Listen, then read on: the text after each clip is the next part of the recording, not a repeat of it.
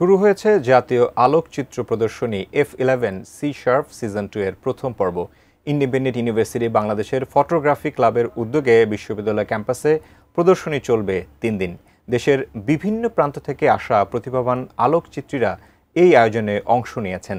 প্রদর্শনীতে স্থান পেয়েছে নানা মুহূর্ত, জীবনের সৌন্দর্য ও ব্যতিক্রমধর্মী গল্প। প্রথম দিন উদ্বোধনী অনুষ্ঠানে প্রধান অতিথি ছিলেন আইইউবির উপাচার্য অধ্যাপক মোতামিম। দুটি ক্যাটাগরিতে সারা দেশ থেকে ১,১৩৮ জন চিত্রগ্রাহকের তোলা ৭,৪৫৬টি ছবি প্রদর্শনীর জন্য জমা পড়ে। তার মধ্যে একক শ্রেণীতে ৪৮টি ও ফটো স্টোরি শ্রেণীতে ৬০টি ছবির গল্প প্রদর্শিত হচ্ছে। ১০ এপ্রিল আইইউবি ক্যাম্পাসে চলবে প্রথম পর্ব।